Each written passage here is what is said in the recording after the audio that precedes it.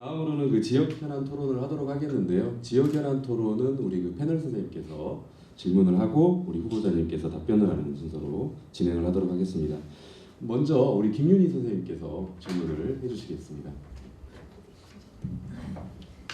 네.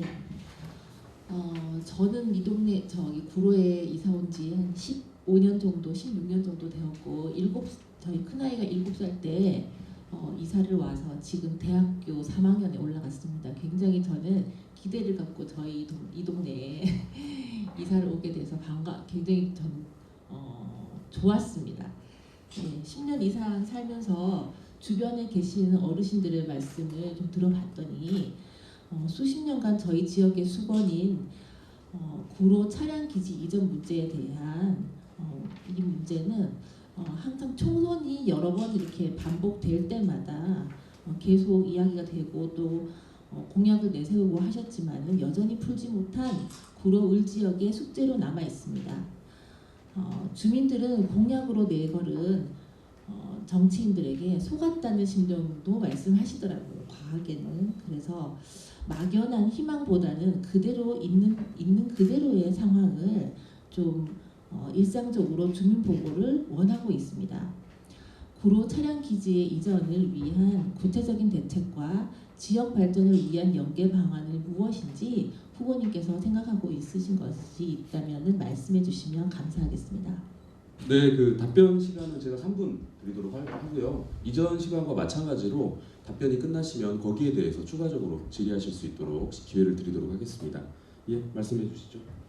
네, 사실 이 질문에 대해서는 오늘은 참석하지 않으셨지만 우리 박영선 후보께서 오셨으면 더 명확한 해답을 드렸을 것 같고, 지난 8년간 어떤 일들을 했는지 요거에 대한 편한 브리핑이 됐을 텐데 저도 상당히 아쉽다는 말씀을 드리고 싶습니다. 구로 차량 기지 이전 문제는 매번 선거 때마다 말씀하신 대로 단골 손님처럼 찾아오죠. 그리고 주민들이 그만큼 원하고 있고 간절히 필요하다는 중요한 문제라고 저도 공감하고 있습니다. 근데 저도 이제 선거 때만 이제 반짝이는 그냥 공약으로 남발하는 것에 굉장히 문제가 있다고 생각을 하고요.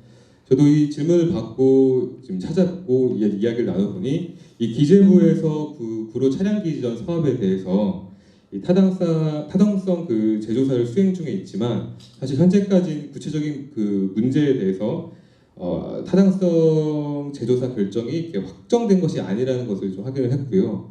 이 타당성 확보가 되지 않은 상황에서 기본 계획 발주 및 후속 그 단계들이 추진될 것이라는 것이 좀 만무할 거다, 좀 이렇게 생각하고 있습니다. 저는 어쨌든 이 구로구 주민들의 수건 사업이 정말 그 해결돼야 된다고 생각이 되고요. 이후에 여기에 이제 문화복지, 공원 시설들이 만들어지면서 우리 아이들을 위한 그 공간으로 사용될 수 있었으면 좋겠다라는 생각을 하고 있습니다. 그래서 제가 국회의원이 된다면 정말 국토위에 들어가서 정말 우리 구로구 주민들의 수건 사업 해결하겠다, 이렇게 말할 수 있는 후보가 필요하다, 이렇게 저는 생각이 되고요. 저를 뽑아주신다면 그렇게 하겠다, 이렇게 말씀드리고 싶습니다. 하지만 중요한 것은 1조 원이 넘는 예산, 그리고 10년이 넘는 시간이 소요될 거라 예상합니다. 굉장히 중요한 문제이기 때문에 중장기적인 관점을 가지고 여기 계신 주민분들과 같이 협의하고 토론하면서 만드는 문화가 필요합니다. 사실은 많은 정치인들이 하겠다는 공약에 남발하지만 우리 주민들과 서로 소통하면서 협력하면서 그런 정책들을 만들었던 과정은 없었다고 저는 봅니다. 그렇기 때문에 그런 것들을 함께 이런 자리들을 계속 마련하면서 만들어 나가야 된다, 이렇게 저는 생각이 되고요. 이런 문제들을 이제 앞으로 해결하는 과정에서 1차적으로는 당장 그 9.1동 주민들이 많이 이야기하고 있는 소음 문제부터 같이 해결해야 된다, 이렇게 생각하고 있습니다. 그래서 당장에 마치 내가 당선이 되면 반드시 이 문제 해결될 거야 라고 하는 그런 공약보다는 오히려 솔직하게 주민들과 함께 머리를 맞대고 해결하겠다, 소통하겠다, 이것이 정말 주민들이 원하는 이야기지 않을까, 저는 그렇게 하겠다는 말씀을 드리고 싶습니다. 네, 감사합니다. 혹시 질문이 있으세요? 그 아이들을 위한 공간으로 만들어보고 싶다는 의지를 피력하셨는데 거기에 대해서 혹시 궁금하신 건 없으신가요? 네, 우리 김윤희 선생님께는 충분한 답변이 되셨는지 모르겠습니다. 네, 성실한 예. 그러면 다음 패널 선생님 질문을 듣도록 하겠습니다. 우리 성태숙 선생님 질문해 주시죠. 제가 오늘 반대편에서 나온 것도 아닌데 괜히 후보자한테 계속 약간 태클을 거는 듯한 분위기가 있어서 죄송스럽습니다만, 저는 우선 말씀하시는 걸 잠깐 들으면서 무슨 생각이 들었냐면, 지금 국회 가면 국회의원 혼자서 또는 대통령이라도 대통령 혼자서 할 수 있는 게 아니잖아요. 어쨌든 형식적인 민주주의 제도는 다 갖추어졌기 때문에 뭐 법안 하나를 만들려도 다른 동료 의원들의 그런 찬성이 같이 있지 않으면 사실 불가능한 거고, 예산 배정을 받으려면 그건 진짜 뭐 당 대표나 되어야 뭐 쪽지 예산이라도 좀 받아보던지 넣어볼 수 있다든지 뭐 이렇게 되는 상황이어서 좀 그런 현실적인 부분에 대해서, 그러니까 어른들이 우려하시는 거는 정말 현실을 알고서 막 이렇게 결기를 세우는 걸까, 이런 제가 이런 얘기를 들으니까 제가 좀 제가 좀 부끄럽긴 합니다만, 하여튼 그런 좀 걱정이 들었다는 말씀 먼저 드리면서 저도 제 그 질문을 드리겠습니다. 저는 제 뭐 이게 이런 걸 할 얘기는 아니지만, 어쨌든 저도 구로 지역이 거의 고향이나 다름없어서 구로남 국민학교 나와서 여지껏 있는데, 이 구로 가리봉동의 지역의 변천사를 보면 지금 사실 저희가 좀 심각하게 생각해야 할 때가 아닌가라는 생각이 듭니다. 왜냐하면 저희가 어렸을 때도 구로 가리봉동은 뭐 공돌이 공순이가 사는 아주 가난한 지역이고 그런 것들이 그랬었습니다. 그리고 지금도 사실은 이제 중국 동포들이 대부분 살고 있는, 그리고 제가 공부방을 하면서 제가 처음에 돌봤던 지역의 아이들도 가리봉동의 아이들이었기 때문에 계속해서 그냥 그 지역은 가난한 사람들이 모여 사는, 왜냐하면 주거가 싸고 뭐 이러니까, 형편없고 이러니까 그냥 그런 사람들이 사는 곳이라고 그렇게 생각이 되어 왔었습니다. 그런데 지금 제가 며칠 전에, 그러니까 제가 주로 대림역에서 이제 야밤에 어딜 다녀오면 대림역에서 버스를 타고, 며칠 전에 우연하게 가리봉동 앞에서 5618을 타고 집으로 돌아오는데, 그 밤거리 모습이 대림역 부근에, 그러니까 저쪽 영등포 지역에 아시죠? 그쪽하고 이 가리봉동 지역의 밤거리 모습은 다릅니다. 그러니까 대림역 부근은 그야말로 불야성인데, 가리봉동 지역은 제가 무슨 저 어릴 때로 돌아간 듯한, 그 약간 몇 개가 가게가 있긴 하지만 그렇게 막 그 대림역 지역처럼 그렇지는 않은, 그러니까 뭐냐면 지금의 가리봉동의 문제는 단지 교포들이 들어와 있고 주거가 여전히 열악하고 그 재개발이 실패되면서 막 이렇게 뭔가 갈피를 못 잡는 것 뿐더러, 거기에는 지금 굉장히 위험하다 뭐 이런 오명이 같이 씌워져 있는 거예요. 그러니까 차라리 지역에 있는 저소득 사람들이라도, 그러니까 지역에서 가난한 사람들이 그냥 여기 좀 싸니까 내가 여기 들어가서 잠시 살아야겠다라는 마음을 낼 수 없는 데는 위험하다, 저기 들어가면 안 된다라고 하는 인식이 굉장히 같이 있는 이런 문제가, 그러니까 뭔가 하나의 이 개토처럼 이렇게 지금 되고 있는 거죠. 왜 이렇게 흑인들은 여기서 살아, 유태인들은 여기서 살아 이런 것처럼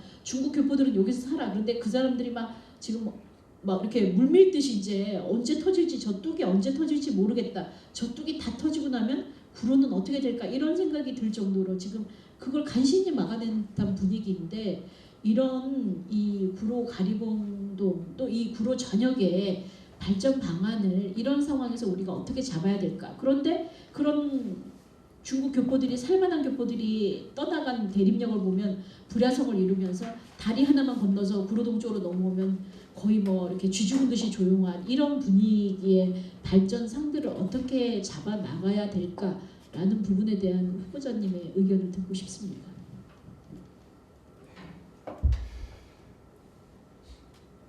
네, 어쨌든 아까 제 질문에 대한 말씀을 하시면서 저도 한마디만 짚고 넘어가면, 그동안 힘 있는 정당들이 말씀하신 대로 그렇게 권력을 갖고 있었을 때 그러면 그것을 했었어야죠. 근데 지금 그 유권자들에 대한 태도가 무엇입니까? 이렇게 이런 정책 소중하게 마련해준 자리에 나오지 않는 거, 저는 여기에 문제가 있다고 생각이 듭니다. 힘이 있다고 해서 과연 법을 만들 수 있는가가 중요한 게 아니라 국민의 간절한 이야기를 어떻게 듣고 있는가. 그렇다면 국회에서 어떻게 해서든 만들기 위해서 노력을 했을 텐데, 저는 그런 노력들이 없었다고 생각이 됩니다. 그래서 힘이 있는 정당이 아니면 그럼 국회의원을 할 수 없는가? 그렇지 않다고 생각하고요. 여러분들이 함께 힘을 모아주셨으면 좋겠다는 말씀드립니다. 아까 먼저 저는 이제 이 가리봉동 구로동의 이제 중국 교포분들에 대한 문제, 굉장히 또 사회적 갈등으로도 심화될 수도 있는 중요한 문제라고 생각이 되는데요. 그 이야기하기에 앞서 저도 지역 아동센터에서 오랫동안 자원봉사를 했었습니다. 제가 서울 청년 네트워크의 대표를 맡고 있는데 여기 15개 청년단체가 있습니다. 그래서 오랫동안 사랑의 몰래산타 사업을 하면서 구로, 종로 여러 지역들의 이제 봉사활동을 겨울마다 하면서 다니는데요. 특히 구로가 이제 할 때마다 바뀌고 대상자가 이제 교포, 다문화 가정의 아이들로 많이 바뀌는 걸 봤습니다. 저도 이제 최근에 자원봉사하면서 만났던 그 아이가 얼굴이 이제 좀 다른 친구들 까만데 어쨌든 다문화 가정의 아이고 그리고 이제 언어가 좀 이제 다른 친구들에 비해서 많이 부족한 그런 아이가 있었는데요. 사실은 그 센터 안에서는 이 아이가 차별되거나 부족한 그래서 그렇게 소위 말해 왕따를 당하거나 그러지 않습니다. 왜 그러냐면 그 센터에서는 우리 다문화 가정, 다문화 아이들과 소통하고 협력할 수 있는 교육들을 하고 있기 때문입니다.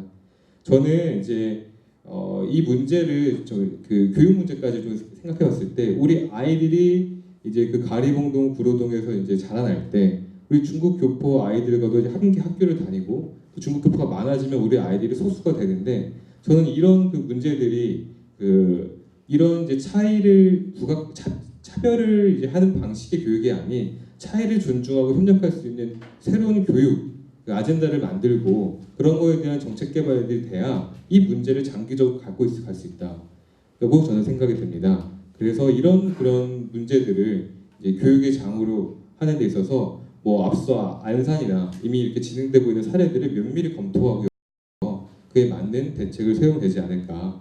그래서 이런 부분에 대한 고민을 하고 있습니다. 네, 답변 감사합니다. 똑같이 진행을 하도록 하겠습니다. 혹시 답변에 대해서 질문 있으신 분 질문 부탁드리겠습니다.